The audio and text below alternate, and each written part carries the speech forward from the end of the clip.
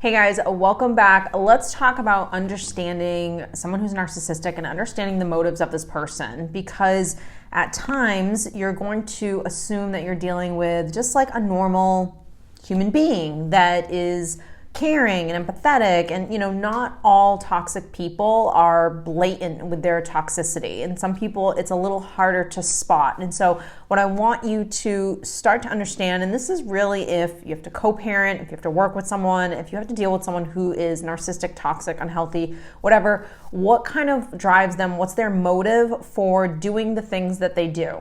So there are certain things that will drive all narcissists to be with someone, take a job, help out, because nothing goes without reason. Nothing is really genuine, and nothing comes from having a healthy sense of self. There's always a motive, there's always a reasoning for why they're doing what they're doing, whether it's something that appears to be good or a nice gesture, or something that is just harmful and toxic and really unhealthy. Now, the driving force with all narcissists is going to be, how does this make me feel? So when I do this thing, when I do this, when I say this, when I'm around this person, when I take this job, when I say yes to this, when I do anything, how does it make me feel? Now, for most of us, that's not necessarily a horrible thing to ask ourselves. It's actually, on some levels, somewhat healthy, because you want to know how something is going to make you feel versus just going out and saying yes to everything like a codependent or like a people pleaser.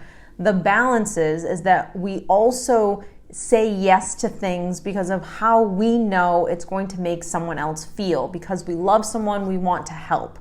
Now, again, we're talking about balance here. For the average person who is healthy, of course, they're going to take a step back and make sure that they're doing things for the right reasons, but they're not always doing them to get something out of it. That's the difference between someone who's narcissistic and toxic versus someone who is healthy. Someone who's healthy knows how to kind of fill themselves up inside. They know how to give themselves admiration. They know how to give themselves validation. They know how to fill themselves up, so they want to actually give and do, and it's coming from a real, genuine, healthy place, not coming from lack or fear or worry or people pleasing or needing this to make me feel good, so I will want to continue to do it over and over again. So it's never coming from that kind of low self-esteem, essentially. It's coming from being filled up, and that healthiness that's already inside of you just spewing out into the world, right? Like that cup runneth over. So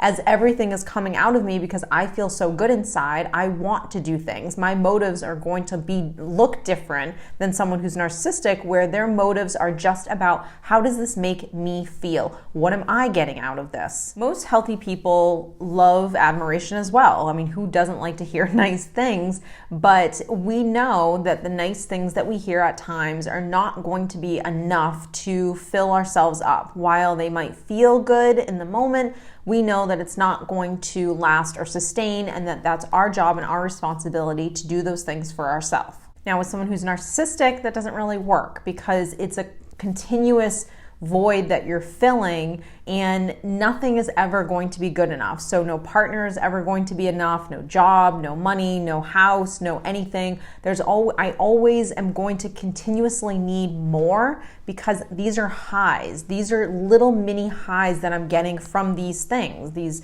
I'm getting validation. I'm getting that I'm enough. I'm getting that I'm just like everyone else. I'm not an outcast. I'm getting my self-esteem built up by these things. Now, when you're relying on outside things in order to do that for you, you're always going to feel depleted. You're never going to feel enough, and it's going to be a continuous drug that you're craving. And this is why the motives of this person is very different than just your average person who isn't narcissistic or doesn't have that really, really low sense of self. Now, because they're always looking for highs, this is why narcissists are able to cheat, jump ship, go from job to job, or even stay in a job that really isn't healthy because it gives them something. The problem becomes that this type of person is always really playing a character. They don't really know who they are. And when you don't really know who you are, truthfully, you're never going to have intimate relationships. You're never going to have genuine, healthy motives. You're never going to want that real vulnerability with someone. Since all narcissists can't self-regulate their behavior, that means that they're not going to be able to kind of like self-reflect. They're also not going to be able to accept their own feelings. Now, this just means that they just can't generate their own self-esteem. So if you can't get those feelings generated from your own self, you need them from someone or something else.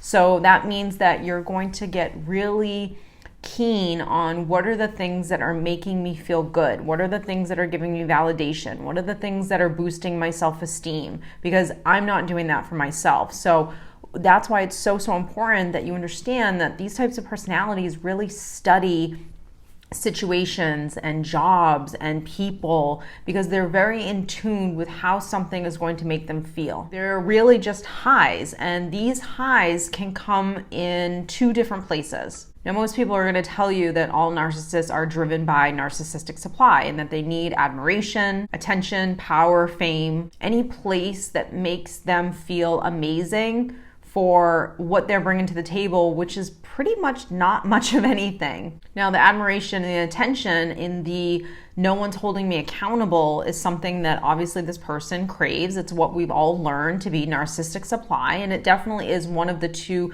really main motives that will draw a person to a relationship or a friendship or a job or really anything. It's that kind of, what is this going to give me? They need to be made to feel as if they are amazing. And so when I'm giving the bare minimum, because quite frankly, that's all that someone who's toxic knows how to give, they're not going to be able to go above and beyond, because it's not really about you. It's not about a mutual relationship. It's not about this give and take. It's not about this compromise. It's always going to be about me. What am I getting? What am I getting out of this situation? How can I manipulate you to get what I want? So it's always about really soothing and giving myself these highs that I'm searching for. Now, the other high that this person will get is, and this is where when we look at narcissistic supply, we're going to look at it from one or two places. We're going to look at it from negative attention and positive attention. Obviously, the positive attention we just touched on. The negative attention is going to be the drama that this person will stir up. The high that someone gets from breaking you down. When they attempt to ruin your mood and make those digs at you where they actually affect you, there you go. That is going to drive someone who's really toxic to want to keep doing the same things over and over again to get that arise out of you, to get that reaction. By you even reacting and really having what this person is doing and saying actually affect you means that now this person has found a spot to kind of keep picking at you in order for them to get attention, which is negative, which is the drama. This is what will continue a narcissist to, or really drive and motivate this person to continue the behavior. So often I get questions saying like, hey, how do I get this person to just leave me alone?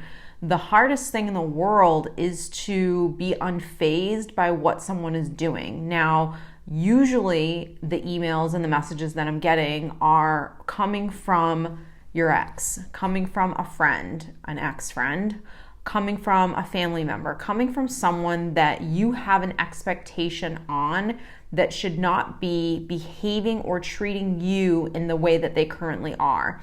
And because of this, and because you want this person to change, and because you're struggling to really accept who this person is and their motives and what they do to get attention, to get these feelings of I matter, because you haven't really accepted this yet, you're still engaging, whether it is verbally or physically or energetically, you are still entangled in it, because the bottom line is you want this person to change, which means you are already energetically in the ring with this person. Now, the drama that a narcissist will stir up is basically you kind of like shining the light on them. You're pointing the mirror directly in their face. And a lot of times people will do the wrong thing, which is to just blatantly come out and tell someone what they're doing and how it's bothering them, which, to be frank, is just wasted time and energy that you're putting into trying to get this person to change when it's never going to happen. But let's say that you have accepted that nothing is going to change and you're on some levels not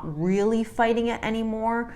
There is still a part of you that, like I said, is going to be energetically in the ring if you haven't learned how to become indifferent by what this person is doing. Just them knowing that you don't like what they're doing is enough to make them keep doing it. That is you knowing exactly who they are, and on some levels, they don't want that exposed to anyone. So this is where smear campaigns come from. This is where the flying monkeys come into play. This is where they're going to come up with what's the next motive or strategy for me to hurt this person, to break them down, to keep doing the things that I know really irritate them and aggravate them, because all of these things basically mean that I matter. What motivates a narcissist to do anything, whether it's something that seems to be a nice gesture or seems to be like they're playing nice in the sandbox, always will come down to what they want. Nothing is ever done from a genuine place. And if you've ever had to co-parent or work with someone, you will know that whenever they just randomly were acting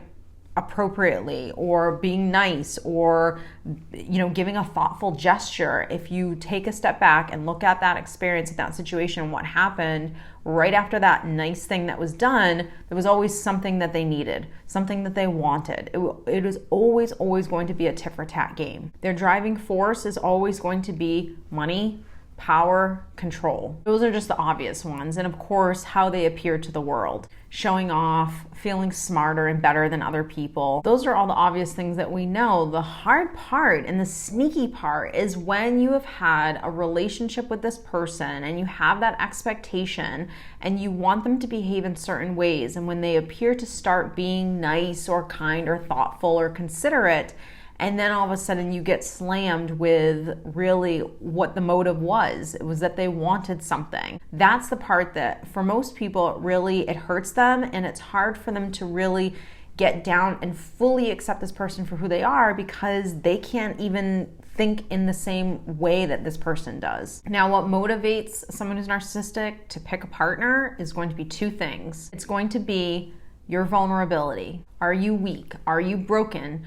Do you need help? Are you wanting something so badly? Are you so desperate for it? Can they see that in you? Because if they can see that in you and you have essentially exposed those weaknesses and those wounds, which most of us do when we're in relationships and we start to trust someone, we show those vulnerabilities, we show those things. Here's the flip side. Here's where you know if you're healthy or not. It's fine to be vulnerable and show weaknesses. It's fine to be vulnerable and show who you really are. You would never be able to have intimacy in a relationship without showing those parts of yourself. But here's the flip side. Do you need this person in front of you in order to heal you, to make you feel good inside, to parent you, to take care of you? Do you need this person so badly that you are not doing any of those things for yourself?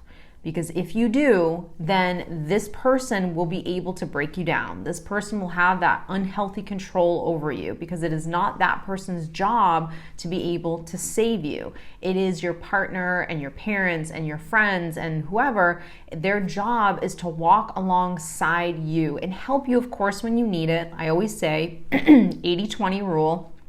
80% of the time, you should be doing all the work. 20% is for everyone else, the coaches, the therapists, the friends. But you have to be able to say, look, I got to take responsibility for myself, and I am the one that has to get myself out of bed, and I'm the one that has to actually try motivating myself, and I'm the one that has to go to the classes, and I'm the one that has to do the work, and I'm the one that has to listen to the affirmations and make sure that I understand that I'm enough and that I'm a good person and that I deserve a great life.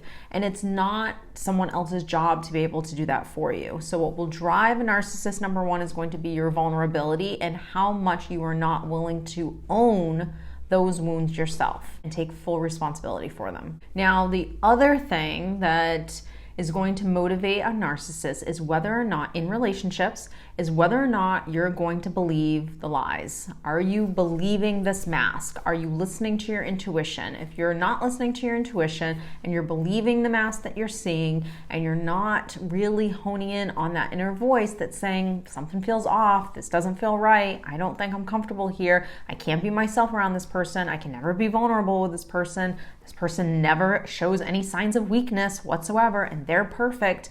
Ding, ding, ding, red flag. And if you don't own those red flags, and if you don't see those red flags, you are a prime target for abuse. So if you believe that this character is real, then you are just a driving force for them to continue to play this character until eventually one day the mask comes off, because they're going to take it off eventually. And are you going to be still that unhealthy that you still can't see it. So I hope that this video has helped you understand really the motives behind why these people do what they do, why they pick partners, why they take jobs, why they behave in the way that they behave, the tit for tat game that is always played in these relationships.